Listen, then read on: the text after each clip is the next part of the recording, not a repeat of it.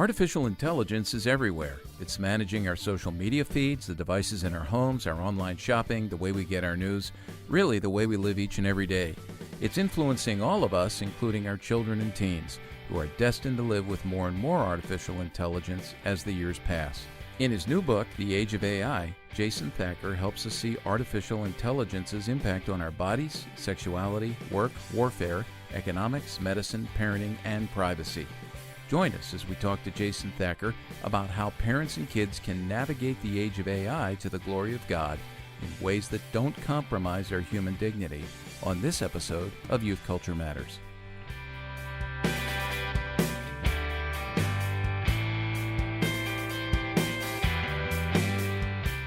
From the Center for Parent-Youth Understanding, this is Youth Culture Matters. If you're a parent, youth worker, educator, counselor, grandparent, or anyone else who cares about kids, we're glad you've joined us for this practical, informative, and hope-filled podcast. This is a place where together we talk and think Christianly about the rapidly changing world of today's children, teens, and young adults. Well, welcome everybody to another episode of Youth Culture Matters. I'm Walt Mueller here at CPYU, and as usual, joined by Jason Sochanek, who's on the West Coast in Spokane. Welcome, Jason. Good to be here. That's your typical response. That's my go-to. That. Yeah, that's the good. Great way of stepping right into. Yeah, well, we get into habits, and I've got habits of how I start this as well. Absolutely. I'm really excited about our guest today and the conversation we're going to have, and this is part of a continuing conversation we have here at CPYU. Just to give you a little background, probably about 10, 11 years ago, maybe even before then, I started when I would be out traveling and speaking about youth culture, getting this, just this constant flow of questions, most of them coming from moms who were trying to figure out how to navigate this new world of technology, specifically cell phones. Smartphones weren't on the scene just yet, but they would ask me questions like, hey, my 13-year-old daughter tells me she's the last person on the face of the earth to have a cell phone.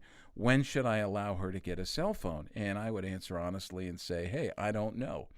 And so we started to research this a little bit more, as we do with all of the trends that we look at here at CPYU. And we actually launched, as a result of fielding so many of those questions, a Digital Kids Initiative, which folks can find at digitalkidsinitiative.com, or scroll down to the bottom of our homepage at cpyu.org and you'll find a connect to that. And that place is just populated with all sorts of things about technology and how to manage our technology that is coming on the scenes, from a Christian perspective, do it Christianly to the glory of God. So one of the aspects of that I'm really working hard to learn about is this future with technology, and specifically artificial intelligence. And so today we're welcoming Jason Thacker, who's written a great book that's published by Zondervan. It's called The Age of AI, subtitled Artificial Intelligence and the Future of Humanity.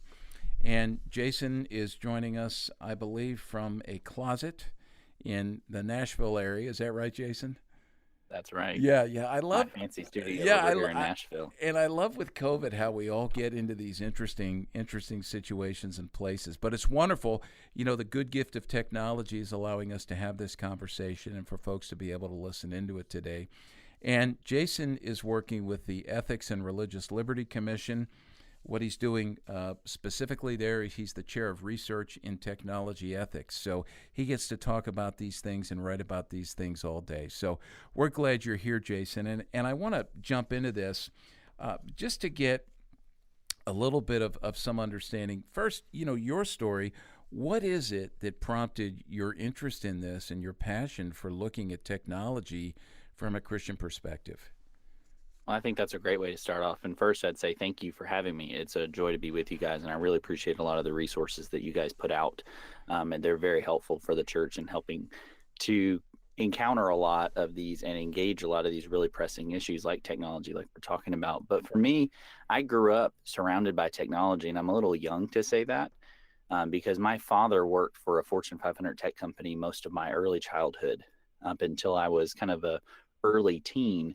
So I was surrounded with technology. I joked when I was writing the book, I texted my dad and said, hey, when did we get the internet? Because I was writing a little bit about data and privacy And I like to intro each of the chapters with a kind of a personal story about my connection or something that I was thinking about related to that topic.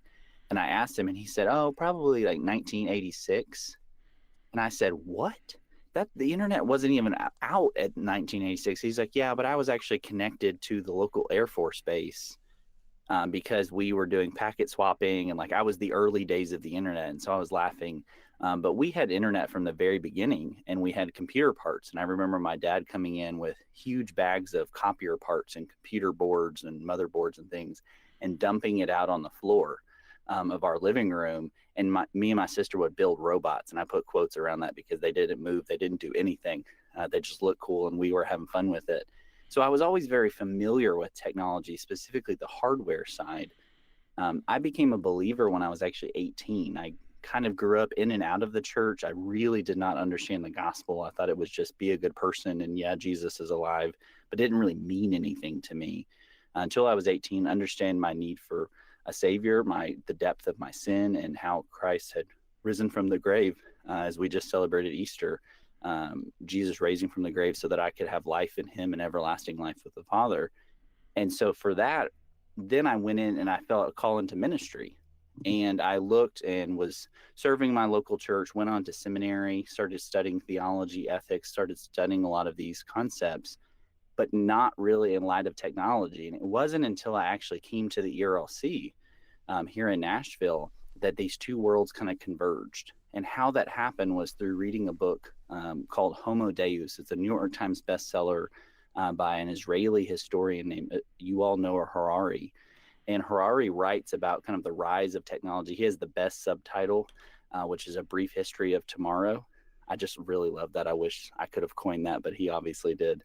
And in the book, he kind of projects a vision of what he thinks is coming with the rise of technology and its ubiquity in our lives and how it's shaping and forming us. And for me, obviously, he's not coming from a Christian perspective. It's a very secular Jewish perspective. And as I was looking at that, I was like, man, we really need some gospel resources, some ways to think about these issues biblically, because a lot of the things that he was talking about were either caricatures of the faith, were not actually an understanding of Christianity specifically, maybe some other religions. And so for me, I wanted to engage that space. And that's where I started picking up resources and started writing. And then all of that kind of culminated into the book. That's awesome. We have parents and youth workers who are part of our primary audience for this, and I know that in the church, one of the great errors that we make and we seem to miss is the fact that our faith needs to be integrated into every nook and cranny of life, and certainly with discipleship, as youth workers and parents are thinking about discipling children and teens into the Christian faith. If it is for every nook and cranny of life and every square inch, the gospel does say something. The scriptures do say something about technology and how we use it and what tools we will integrate into our lives and how we conduct ourselves on social media. Can you talk a bit about that, just the necessity of that and the importance of integrating faith into this particular area of life? Yeah, it's one of those things often when we think about the faith or we think about Christ and what he did on the cross and the gospel, we often think of this as kind of a segmented area of life. And this is kind of a newer phenomenon in many ways of the last 100 years or so, kind of post-Enlightenment, where there's a separation between spirituality and real life. But for reality is that the scriptures speak to all of life. We're called to go therefore and make disciples. It's not just sharing the gospel and seeing conversion, seeing soul winning, seeing people come to faith in Christ. It's being a disciple, it's being a follower of Christ and having our entire life transformed as a new creation. And so you're exactly right. The scriptures, there's nowhere in the scriptures you're going to read about technology proper, or you're going to read about artificial intelligence by any means. But the biblical story is really helpful in approaching a lot of these developments and understanding who we are, kind of stepping back. I think some of the big questions that we should be asking in light of technology is there a God? And if so, what is he like? And then from there is who are we as created in God's image? What does it mean to be human? And then what is technology? And by the first probably 4 or 5 chapters of Genesis, you actually see all of the answers to those questions, that God is the creator of all things, that he created us in his image, in his likeness to reflect him. and how we're called to work and cultivate the ground and keep it. And then you see the rise of technologies, early pre-modern technologies about how to work the ground, how to build, even like the Tower of Babel. You see a lot of these things early on, weapon technology, agricultural technology, and how God has called us to utilize these tools for his glory and for the good of humanity. And that's where I really sum it up, going back to Matthew 22, where Jesus is summing up the entirety of the law, the entirety of the scriptures, by saying, you're to love the Lord your God with all your heart, mind, soul, and strength, and you're to love your neighbor as yourself. That's the entire law. That's the entirety of what it means to be a gospel follower, and ultimately what it means to live ethically in this life. And so when we approach issues of technology, with specifically the ubiquity of artificial intelligence and how it's integrated into really every facet of our life, whether we realize it or not, we're called to live ethically and biblically as believers. And that really falls under that rubric of loving God and loving our neighbor. This is so good. And I think that I want our parents for just a moment to be able to take in what Jason Thacker just said, because I think that it's really important, and it aligns a lot with what we're always trying to be able to accomplish within the podcast. The rhetoric, the dialogue is forming an ability to look at the world, but allow for it to be determined and interpreted through the lens of Scripture. And I so appreciate the way that you're thinking about this. But you did use a term that I think that sometimes people can get caught up on, and that's artificial intelligence. That your book, The Age of AI, I think that parents, I think youth workers, it's just a word that sometimes that's out there. And for some, it brings great joy, and others, I think this is true for a lot of parents, it brings great fear. So could you define what is artificial intelligence? And how we interact with it on a daily basis? Like, what would be included within AI, or the way in which you describe it in your book? Yeah, and I think that's a really helpful way to approach it, Jason, is saying most of the time when you hear artificial intelligence or AI, you have one of two kind of things that come to mind: either a deep fear, kind of a pessimism, looking towards like the iRobot, killer robots take over. You see this play out in a lot of Hollywood thrillers. On the silver screen, you see that kind of fear of killer robots and the rise of these things. And so there's a great fear in that.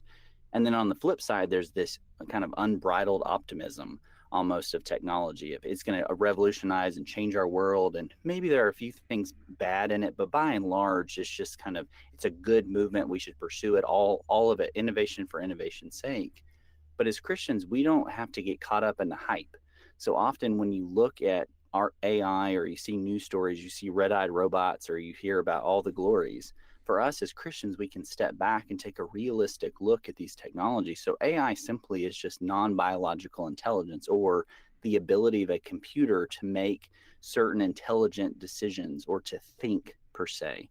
And does this mean that it's exactly like a human being? No. And there's a couple different terms that I think are helpful when we're talking about AI. Often we just say AI is one big kind of ubiquitous type of technology, but really there's a couple different things going on here.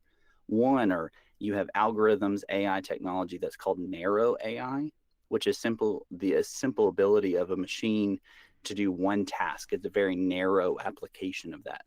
So an example of that and how we're utilizing AI really all the time is anything that's considered a smartphone, smart device, smart appliance, smart anything that's a piece of technology is often driven by some form or variation of artificial intelligence. Now, this includes the Nest thermostat. This includes your smart speaker, your smartphone, Siri. You can go all the way to issues of communication, our social media feeds. The algorithm that everyone talks about with social media is an AI technology. AI really undergirds most of our economy, most of our manufacturing, our national security, our communication systems, our medical technology. So much research is done through artificial intelligence. And so often when we say AI, it seems like it's this far off phenomenon, something that's coming. But reality is we're using it every single day, whether we realize it or not. I opened the book talking from a quote with Ray Kurzweil, who's a famed computer scientist. He works at Google now and has written a number of really helpful books, even though I disagree with him significantly on a lot of the ways that he approaches these things. But Kurzweil opens up with a really great quote by basically saying that if tomorrow all of the AI systems that we use decided to wake up, which is kind of this super intelligence kind of futuristic Hollywood thriller plot line. If all of the systems woke up, we wouldn't get money from our banks. We couldn't travel. We couldn't communicate. We couldn't, in many ways, even go to school during a pandemic because of artificial intelligence undergirding some of our video communication systems. Our national security would be imperiled. Things would not be manufactured. Everything would kind of grind to a halt in our daily lives. But often we think of AI as just something separate out there, but really we're using it every single day. And that's narrow AI. Yeah. This other idea is called strong AI or broad, and those type of technologies don't exist. These are kind of dreams or thinking about what might come in the future. And there's highly debated, even within the AI community, if strong AI is even possible, which is human-like or human-level intelligence, which is more broad in application rather than that narrow application. And then, as I said, there's that other level of super intelligence, which is like surpassing human intelligence, which is basically every Hollywood robot movie you've ever seen. So Watson, IBM, would be considered narrow AI. It would not be considered strong AI. No, it would not. We don't actually have any type of general artificial intelligence, which is AGI. We currently just have AI, which is that narrow form of artificial intelligence. Is another way of saying it, the thing I thought about, and I'm curious because you mentioned social media. And so is another way to think about this is if we're trying to get our brains around it, thinking an algorithm, like narrow AI is algorithm. Like working in social media from time to time, the thing that always comes up is the word algorithm. But even as you were talking about all these other places, I was thinking getting money from my bank. There is an algorithm that's applied to it that allows for like that. When I say algorithm, there's something innately unhuman about it. Mm-hmm. There's something with AI that we've made. You started with like RoboCops. It's good to know that we're not going to be starting with any or have any sort of RoboCop anytime soon. But I am just curious if that's another way to think about this, or if that's too narrow or too broad, or just doesn't quite encapsulate everything that you're. Yeah, you can say narrow AI and algorithm. They're pretty synonymous. There's maybe a few differences here and there, but by and large, it's the same thing. And essentially, this is a really complex math formula. Often we think of these things as really in-depth and really crazy, and they have multiple levels, and they're very, very complicated, and they can do amazing, amazing things. But they're very simply just algorithms or mathematical computations of a machine that's able to run those. And there's different ways to do that and things that have sped up over the years. Going from like an IBM Watson, we don't use that technology as much anymore as we're using other types of technology like deep neural networks and things like that to be able to accomplish really complex tasks. But reality is for our purposes, AI is a narrow form of artificial intelligence. It's an algorithm. It's driving all of our smart devices, allowing these devices to translate speech into written word. And different things like that are showing us what comes up into our social media feeds and what weights and things, because when you go on social media and you tweet something or you share something on Facebook or post it on Instagram, not everyone sees it at the same time. It's not real time. It's curated. So anything that's personalized or curated online or through digital technology is often done on the back of artificial intelligence. So specifically then, just to help parents understand this, the algorithms then in everyday life, how does an algorithm shape how we use our phones, or what you alluded to this, but more specifically, how does it come at us and shape what we see and ultimately, what we think and believe? Yeah, it does it in really subtle ways. And that's one of the benefits of this technology, but also one of the extreme dangers of this technology, because it's doing it in extremely subtle ways that we often don't even know about or think about. Just an example of thinking like through issues of fake news on our social media feeds. The more engagement a post gets, whether it's true or not, the more it's shown and spreads to other people. But as it's shown and spread, it's actually a decision that this algorithm is making. Because again, just because if the four of us decided to tweet something all at the same time, I might see Walt's tomorrow, but you might see mine immediately based on your engagement and what the algorithm thinks you're going to like or what you're going to want to engage with. And it's not just who you follow, because even in our social media feeds, often we see things from people we don't follow.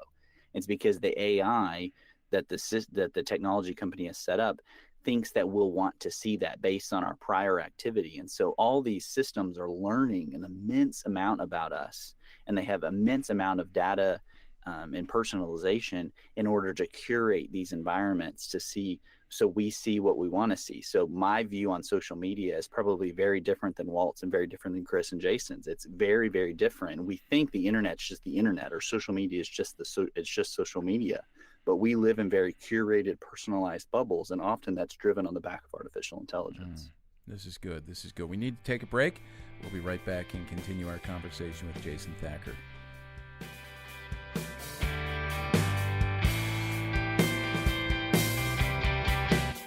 In an effort to help you help the kids you know and love navigate the difficult landscape of the emerging digital frontier to the glory of God, we've launched a Digital Kids Initiative here at CPYU. Thanks to a generous grant from a company called DAS, you can access our Digital Kids Initiative and a growing number of free resources and downloads by visiting the website at digitalkidsinitiative.com. This is one more way that we're helping you lead your kids to live lives where their faith in God is integrated into the growing amount of time they're spending with social media and technology.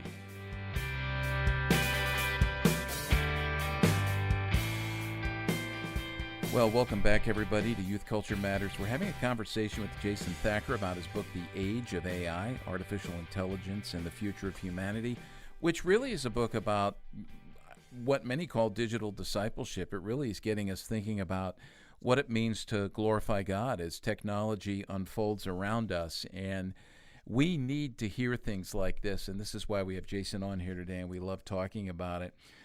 It was really interesting to me, Jason, when I got to the end of the book, towards the end of the book, you mentioned Moore's Law, which is something we've talked about here for it seems like forever since we've had our Digital Kids Initiative, and it's really a law about the exponential growth of technology. Can you just explain to people what that is, what Moore's Law is, and how you're seeing technology advancing, what we can expect? Yeah, well, and you're exactly right. Moore's Law is basically the exponential growth of technology. So as these transistors and the ability of these machines become smaller, the processing power that gets smaller, but it also becomes exponentially more powerful. And this is why we've seen such a surge in artificial intelligence in the last decade or two, is because ultimately we had the technologies and some of the ideas behind a lot of these deep neural networks and these deep technologies, deep artificial intelligence and all these different ways to go about it. We had the thoughts and we had the theory, but we didn't have the computing power. Because what used to take, I remember my dad telling me that computers, even when I was in kind of the late 80s, early 90s, I mean, those machines were hoss. They were huge. Even laptops, I mean, it was like putting a huge brick on your lap. They were hot, they ran super slow, and they were huge. But now we have more computing power in an iPhone than I did growing up. And all of the computers probably combined in my household, more storage on my iPhone than my dad had for all of the material that he ever worked on in his early kind of technology background. And so the reality is that Moore's Law is this kind of perpetual growth, this exponential growth that some are saying is going to end at some point. Others say that it won't. We'll just shift technologies again and be able to make our computers even faster and more efficient. And I think that's kind of a very telling sign for the way that technology works in our lives, is because reality is that we can say, well, I want to step away from technology and we don't use certain devices in our house and all of that. But reality is you're surrounded by technology all the time. It's just we grow more accustomed to it. And the more accustomed we grow to it, it's just part of our daily lives and we don't even think about it. And so one of the hopes and the reasons that I wrote the book was not for us to reject technology, because I don't think that's the way that God would call us to engage the world around us, is to completely reject it. Because there are many good uses of these technologies. They make our lives beneficial. They make things easier. They make our work better and more and higher quality. They free us up from a lot of mundane tasks and let us focus on more creative tasks or thoughtful tasks. But as much as we can utilize and embrace and use these technologies for good, ultimately the love of God and love of neighbor, we can also see these technologies being abused and misused in many very dehumanizing ways. And we see some of these grotesque examples through China's use of kind of rounding up the Uyghur Muslims, and you see a lot of these concentration type camps where they're using surveillance, facial recognition technology, some of these dystopian type of ways. But we also see other ways that technology is subtly shaping us. Some listeners may be familiar. If you haven't watched it, I encourage you to watch it. I would encourage parents and youth workers to watch it without their children at first, just so you can kind of understand what's going on to be able to explain it. But the social dilemma that came out on Netflix at the end of 2020 was a really helpful documentary. It's not from a gospel perspective. There's really no biblical truth, and I would disagree with kind of some of the trajectories that the documentary and the filmmakers took, but a lot of the information is really helpful. And it shows the ubiquity and the ways that these technologies are subtly shaping us every single day, specifically through the use of social media, and how we get exposed to certain ideas over time. We become more accustomed and comfortable with them. And then we start to see the rise of conspiracy theories or misinformation, disinformation. We see the way these things can radicalize certain types of people or mindsets. We see tribalism and polarization. We've seen that through the election cycle of the last few years. Things in our culture become more intense and ingrained, where we have to pick a side. Well, the gospel would call us, and the Bible calls us, to step into the world, to engage it, but engage it from a place of hope and peace, knowing that we know the end of the story. We know Revelation 21. We don't have to be fearful of technology. We have to be realistic about technology, the good and the bad, how it's shaping and forming us every single day. And that's what I wanted to write in the book, is for us to slow down in the age of speeding up, which is kind of the age of artificial intelligence. The faster, the better. Is to slow down a little bit and think about what's actually going on here, how these things are shaping us, and then how we want to move forward, specifically in our churches and our communities, and specifically in our families, and how to equip parents to think wisely about these things. Because again, it's not about rejecting it or accepting it. It's about engaging these things and seeing the good and the bad, and seeking to love God and love our neighbor above all. So I want to reiterate what you just said about slowing down. I was thinking about that as you were getting ready to talk about it. I thought, boy, that's a brilliant piece of advice for people, because our tendency is to, when we see something new come out technologically, we look at it with wonder and awe, and we say, hey, I've got to get that. And one of our cultural trends right now that we're concerned about, especially among those who are younger, is living in the moment, not thinking about the past and learning lessons from the past, or thinking about the consequences of our decisions that we make, how that will shape us in the future. And when it comes to technology, I always think about Marshall McLuhan and, the warning he gave that, first we shape our tools and then our tools shape us. And we typically don't know how our tools are shaping us, for better or for worse, until a few years down the road, sometimes maybe more quickly than that. And certainly I hear that. I mean, that's what I hear practically from parents who, they'll say, I wish I had never. And then they talk about a piece of technology that they allowed in their child's life maybe too soon. They weren't careful about teaching about it. So we need to really talk about what it means to to slow down on that. And do you have any specific advice on that for slowing down? Anything specifically you would say to parents, some practical things? Yeah, I think a lot of it's just going to be thinking about the technologies that we use in our families and how we use them. And often even the technologies that we just hand our children, often I hear a lot of parents talk about, well, my 13-year-old saying they're the only person who doesn't have a smartphone, so I guess I have to do it. No, you don't. You don't actually have to do that. Now, that doesn't mean you shouldn't, but that means you should be cautious, and you should think biblically about when is appropriate. And this is going to differ for every single family. So there isn't like a cookie cutter answer. Say, well, you hit this magic age of 13 and it's based on maturity and knowing your children and walking alongside them. Some of the advice I give in the book is to use these technologies with one another, rather than specifically just handing a smartphone or a device, or even things like virtual reality headsets, just handing it to our children, is experiencing it with them. So you can model how a good relationship with these technologies and these tools. And also, everything in your house doesn't have to be smart. We have a lot of smart devices in our home, and we enjoy those things. But my children don't have a television in their room. They don't have a computer. They have their own iPads, but those iPads are only used at the kitchen table and downstairs. They don't take them into their bedrooms and things. My children are very young, but over time is teaching them habits and how to and you're doing that through modeling, but you're also doing that through teaching about the appropriate uses of these type of technologies in our homes. The thing that I'm coming back to as we're talking about this is behavior. The way behavior is being shaped by AI, by all the many algorithms that we allow in our lives, right? And so we're talking about our children, and I'm just really wondering how those algorithms, how AI, how life as we know it with technology is shaping our identity. Like how is it forming the way that we behave, think? Um, yeah, and well, I want to start there because I think that leads to some other questions that I think are important for us to consider, both as parents and then also as youth workers. Yeah, well, I'm really glad that you brought up Marshall McLuhan. He's an older figure that maybe a lot of people may not be familiar with, but there's a lot of older figures, even through the 50s and the 60s. One of my favorite is a gentleman named Jacques Ellul. He's a French sociologist, and Ellul has this incredible foresight of what's coming. You read some of his older works in like 1950s, 1960s, and you're like, oh my goodness, he's talking about my Apple smartphone and Snapchat. He's not, but it seems like he is because the way he talks about the shape and the form of technology and the way that we often in the church think of technology as just simply a tool. Well, this phone is a piece of technology, and that's true.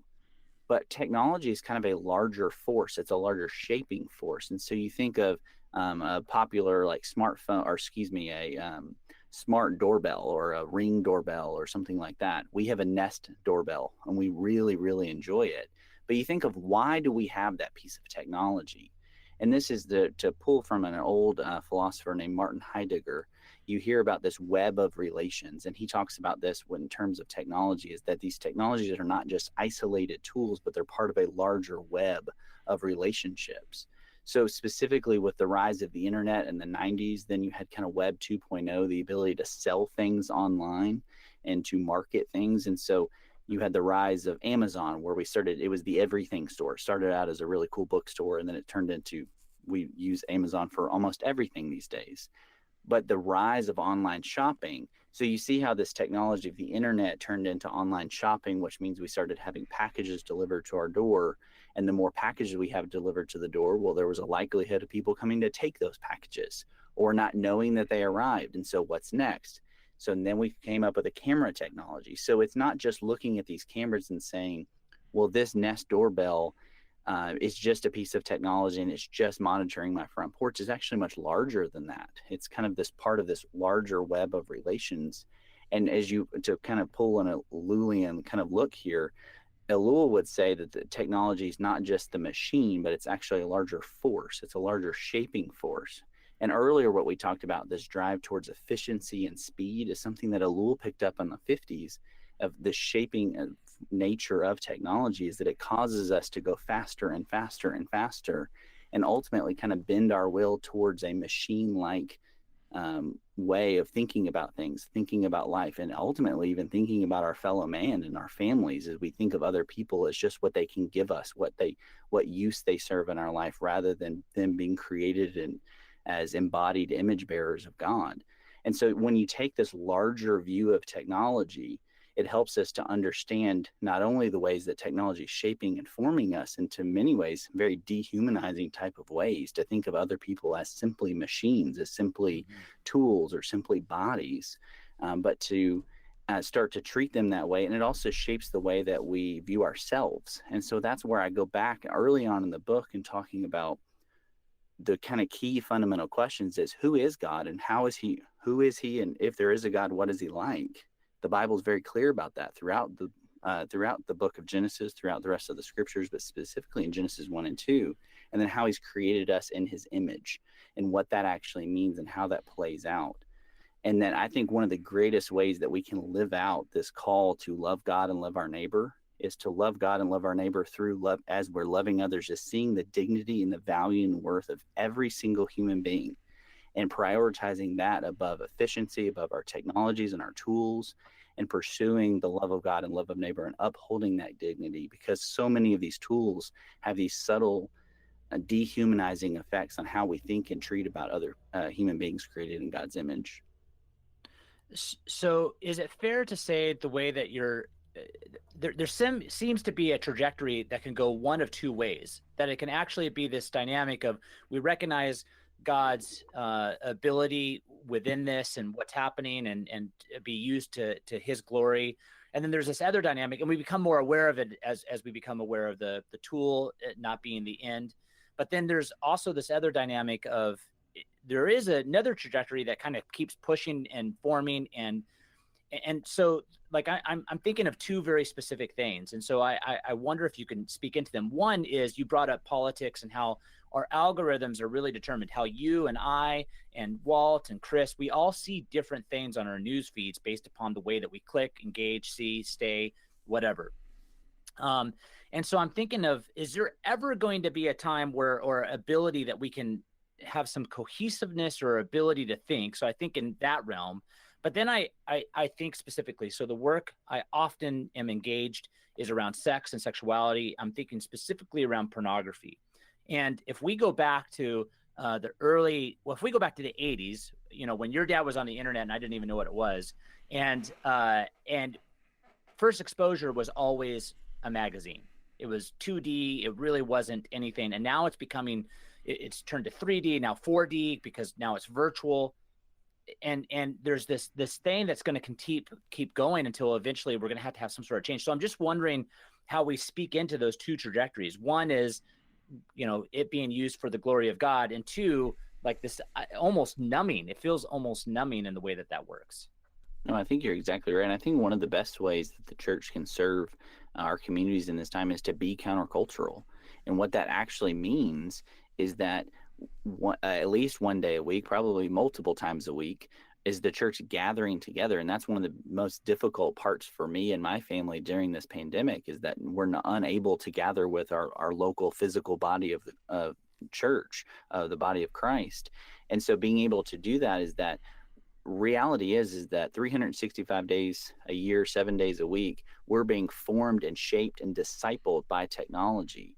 Well, the church has the ability is that we're kind of counter discipling in many ways. And so as we hear things, maybe it's a little bit more analog. There's a really helpful book for listeners if they want to grab by Jay Kim. He's a friend of mine, wrote a book called Analog Church by IVP that came out it came out right after my book, I think did back in 2020.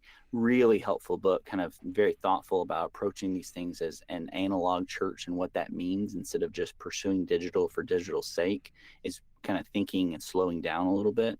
But part of that is the way that the church is going to be able to form and to shape us is exactly what it's supposed to do. And so hearing the word of God preached, singing songs with one another, seeing the humanity of our brothers and sisters, and seeing that the diversity for the glory of God. And then the other side of that too is, as Jason said, talking about sexuality, is that there is that numbing effect where these technologies, they go from a print magazine to a digital form, and that digital form becomes not just pictures online, but becomes videos online, and then become more interactive. And then you see the rise of things like virtual reality and VR porn. And I think this is really helpful for especially parents and youth workers. If young people are looking at purchasing, or you're looking at purchasing a VR headset, you need to know that there are very few, if any, right now, VR headsets that actually have any type of parental controls on them. I can't tell you, looking at some of these online forums where parents are decrying, like, I had no idea that this VR headset, I picked up this VR headset after giving it to my teenager, and it is full of pornography. They had no idea, because it's such an immersive, personalized experience. And that's kind of the trajectory in many ways of technologies. It becomes more isolating at the time that it's promising to connect us with others. It's actually isolating us and make us more focused on ourselves. And so the way that these technologies subtly form and shape us is that it's very isolating. And in many ways, the church can be countercultural to saying we're created for community, to be with one another, not just digitally, but also physically with one another. And that's the way it helps to shape and form us ultimately for the glory of God, the love of God, and love of neighbor. This is so good. And I got to tell you, Jason Thacker, as soon as you mentioned Jacques Ellul, I mean, that's just awesome, because I wish more people were reading him. He was a sociologist when I was a sociology major who really shaped a lot of my thinking in his book, The Technological Society, along with others. I mean, he wrote extensively about this, and it's great you mentioned him, and a lot of those other media theorists back in the 50s and the 60s, they were quite prophetic. I think many people saw them as being kind of kooky and nuts. But when you look at what's happened and how things have unfolded, it's quite prophetic. So, hey, we're going to take another break, and we'll be back. We'll finish up. I want to finish up by talking with Jason about some very practical steps that we can take as parents and youth workers to use technology and to move forward with technology to the glory of God. We'll be right back.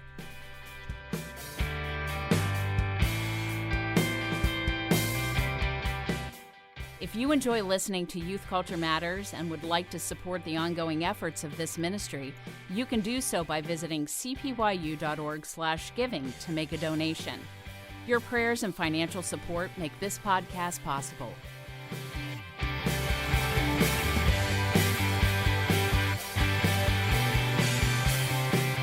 Well, as we come out of the break here and we think about going down the home stretch in our conversation with Jason Thacker, I want to let you know a couple things. One, Jason Soshnick had to drop off. He's a dad, and he's taking his kids to school, so he's not with us for this last segment. And I do want to remind people as well that everything that's mentioned on this podcast, on this particular episode, if you go to cpyu.org and find the player for this podcast. I know you may get your podcast through other platforms, which is great, but if you're looking for a list of resources that are mentioned here and links to all those resources, be they books, articles, websites, we'll talk about some more of those things here in just a minute. Chris Wagner puts all those things on there. So if you go to the player on cpyu.org for this particular episode, you can find all of those. And as always, we're grateful to those of you who listen. When you subscribe, when you share, when you give us a good review, that's helpful as well to spread the news about Youth Culture Matters. Jason Thacker, I want to talk as we finish out here in some very practical ways, because you're engaging with a lot of this. This is what you've immersed yourself in terms of thinking Christianly about technology. You're aware of what the scriptures have to say about these things, and you're helping us understand that. You're also aware of a lot of the developments in the world of technology and where these things are going, artificial intelligence and other developments as well.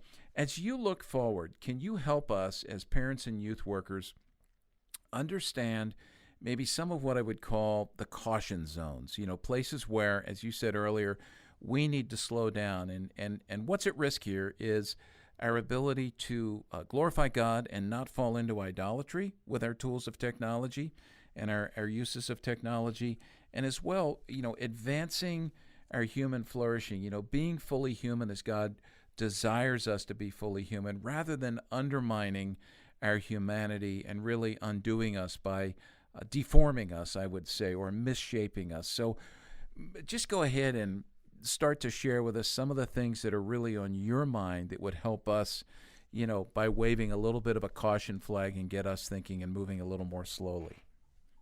Yeah, I think first and foremost, some of the biggest issues that we're addressing right now and that we need to be thinking about is coming out of this pandemic is this rise of technology and the dependence upon technology. Now, and the flip side of that, we are incredibly blessed by technology, blessed by God through the use of technology during this season, because we're able to stay connected, even being able to do this podcast, being able to see each other, being able to hear one another, being able to connect with one another. And the same is true in our churches, of the ability to stay connected. Maybe it's not physically gathering with one another in some ways, and in some places it's different than others, depending on where the virus is and how ubiquitous it is there. But in many ways, you see these restrictions on gatherings. And so we've kind of had to rely, where you've had even smaller churches who have never used any type of digital technology in many ways, forced upon them the having to use these things to be able to stay connected with one another. And there are great advantages to that. But one of the dangers, and one of the things that kind of a project that I'm working on right now, is thinking through how technology is kind of the year of 2020 and 2021 has kind of upended a lot of our patterns, but it's also that had that exponential rise in use of technology. So we've had more advances in many ways forced upon us in the last year than maybe in the last decade. And so the ways that our churches think through and apply the use of these tools to say, okay, are we going to prioritize the physical gathering of the church, or are we always going to have the option to gather digitally? And what does that look like? You have a lot of churches thinking through issues of communion or community groups, issues of baptism even, and thinking through what does that look like in a digital age. And I think what's helpful for us is to step back again, instead of just pursuing innovation for innovation's sake or just rejecting technology outright, is how can these things be a complement, not a replacement for the things that we do as the local church? And that same kind of paradigm goes into our families, is how do we use these tools in our families to train up the next generation and using these tools wisely?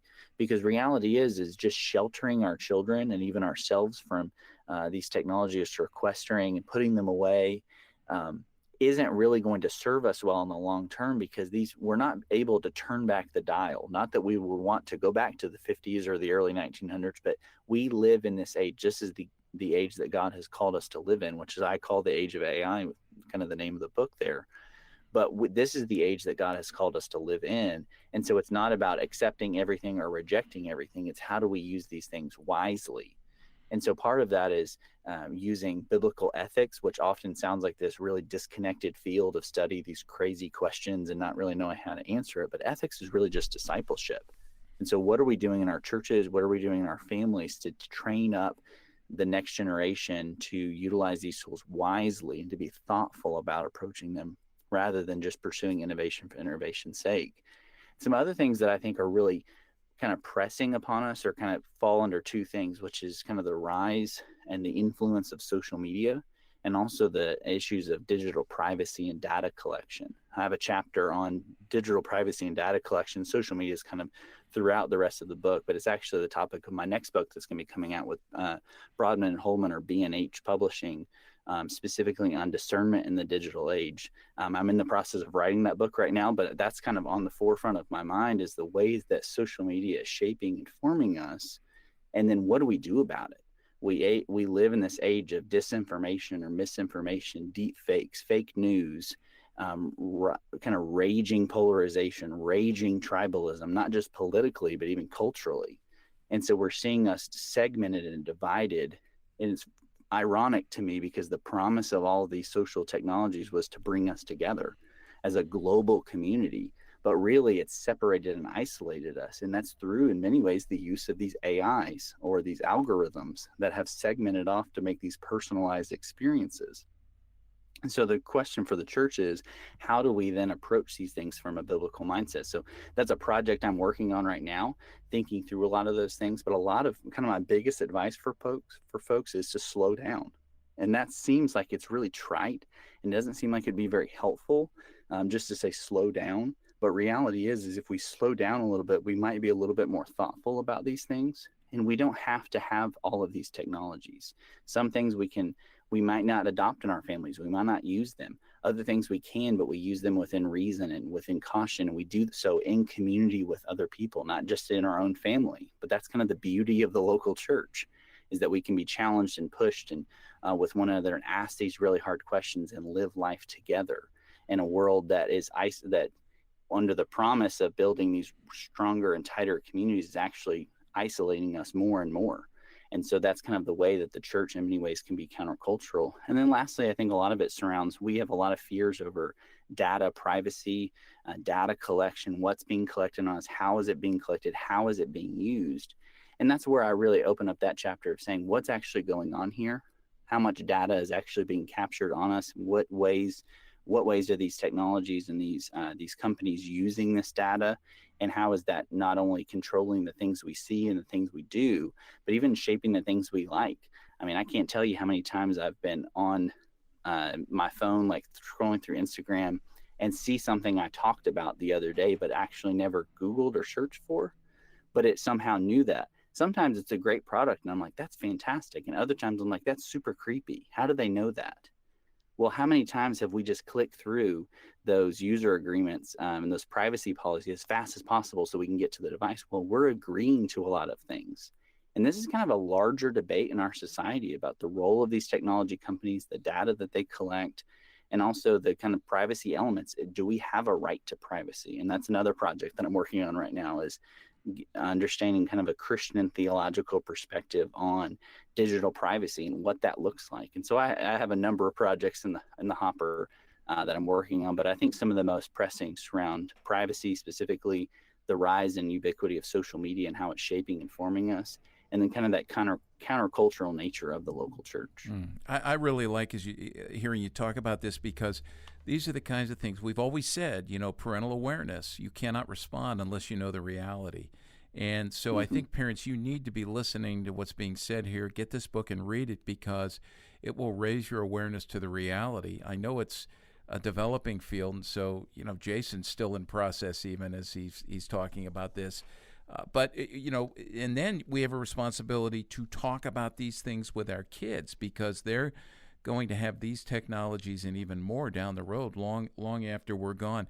I want to go back to something you said about church. When we first had the quarantine and churches weren't meeting, it seemed on social media on Sunday mornings I was seeing a lot of photos pop up, right, on the different social media platforms where somebody's sitting, their feet are up, all you see are their pajama pants, their bedroom slippers, there's the TV down there, cup of coffee in one hand, and then like a plate of waffles on their lap, saying, very happily, hey, I'm going to church, this is great. And I'm afraid people are going to morph into that. I know that, having grown up in a pastor's family, I was in church every Sunday morning of my life, and when the quarantine started and I wasn't there, I'll confess this, there was a part of me that was going, well, it's relaxing. I get why people love not having to go on a Sunday morning, and that's beyond, thinking clearly. I mean, just from a purely functional level, And so just, again, can you reiterate something on that? Because I do think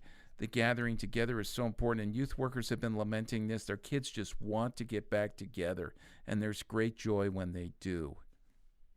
Yeah, and so God's created us for community. The Bible's really clear about that through Genesis 1-3, that God has created us to be in community with one another. That's kind of one of the strings or the threads throughout all of Scripture, is the formation of a community, a people of God. Ultimately, it comes to the New Testament, we see this formed as the local church. And so this idea that we're not created to be isolated. I know that it's very disorienting. I with my children, we have a 4.5-year-old and a 2.5-year-old. Mommy and Daddy do not talk about going to church on Sunday when we turn it on TV or YouTube Live or something like that. That's just a subtle way. Even though they'll probably never remember it, it's at least a good reminder for me that this is a substitute. This is a temporary solution, and it's not even it's not a great solution in many ways. It's just a temporary solution to get us through this very hard season, this dangerous season. And there were good reasons that we weren't gathering together, so that this virus didn't spread and affect more people. But this isn't, as I said earlier, this isn't going to be a replacement. We need to think about these technologies as not a replacement for God's church or the gathering of God's people together. As more of a supplement. And you can see this through singing. I think there was a study that came out just not too long ago that hearing a sermon is in many ways a one-way. Depending on the church tradition you're on, it might be a little bit more two-way, where you're a little bit more vocal from the pews.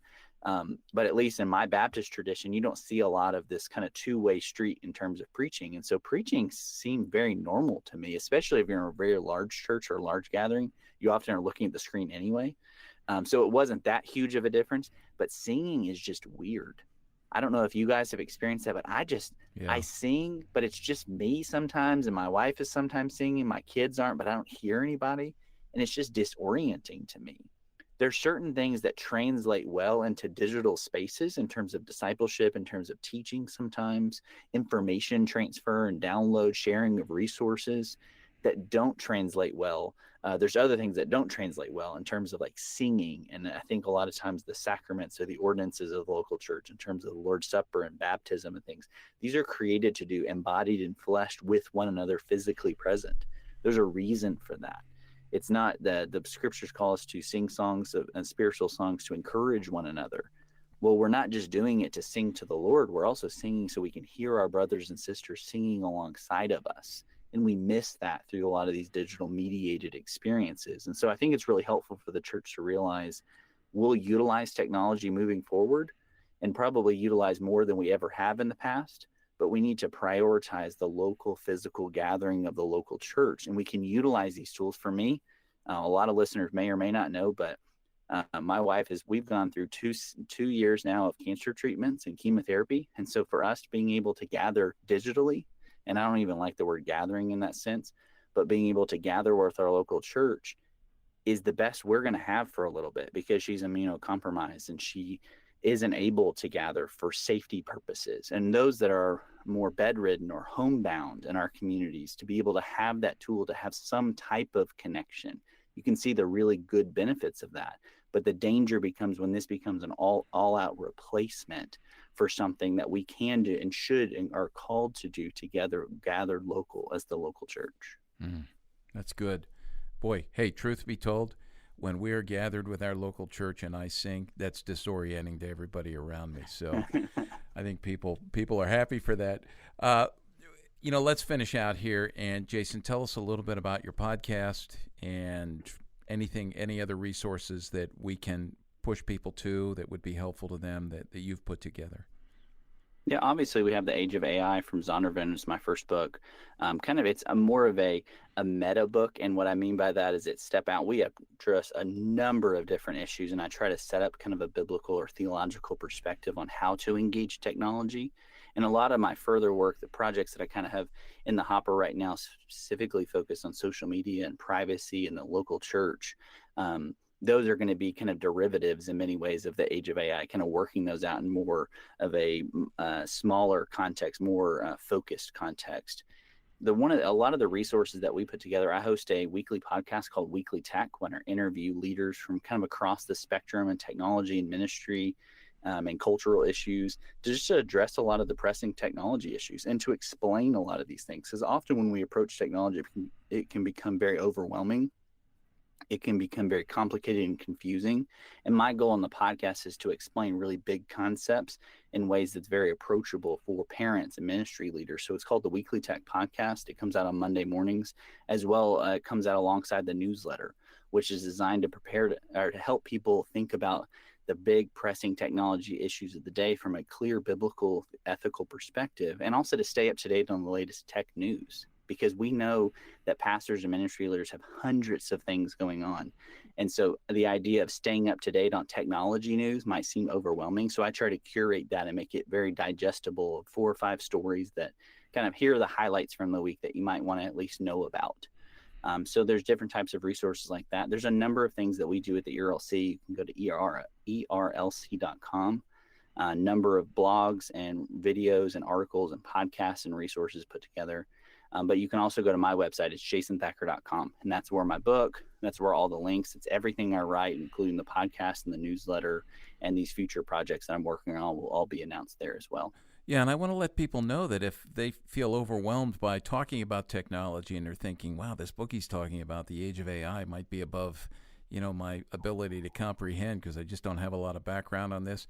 Absolutely not. This is a book that's extremely readable and where things are explained well. And so I want to recommend it again. Chris, you read it. Anything you want to say as we finish out here? No, I've been silent, but this is right in my wheelhouse about the things that I think about a lot. So I was just sitting in, soaking it all in. I really appreciated this conversation. I have 100 other questions. I wish we could talk for 12 more hours and pick your brain about this kind of stuff because it's, like I said, it's topics that I care about and topics I'm interested in. But I think this was really helpful for our audience. So I hope it was. I hope they found it as engaging as I did. Absolutely. And Jason, we will have you back. I really appreciate what you're doing. Again, Jason Thacker's been our guest. The Age of AI is his book, Artificial Intelligence and the Future of Humanity. Highly recommended. Moms, dads, youth workers, be thinking about these things, be praying about these things, be seeking the scriptures to see what kind of guidance we need as we navigate this unfolding world of technology. And we'll stay in touch with Jason. He's got some great resources that will help you. So thanks, Jason, for being with us. Thank you. I appreciate you guys having me. And for everyone who's joined us on this podcast, again, I remind you, subscribe wherever you get your podcasts. Share the podcast. Let other people know about it and give us a good review. and come back to cpyu.org, our homepage. And if you find the player for this podcast, everything that we've mentioned here, Chris Wagner will have posted links to. So, till we meet again, thanks so much. We'll see you on the next episode of Youth Culture Matters. Thanks for joining us for Youth Culture Matters, a podcast from the Center for Parent-Youth Understanding. If you'd like to learn more about today's youth culture, visit our website at cpyu.org. And if you have any questions, comments, or feedback, email us at podcast@cpyu.org.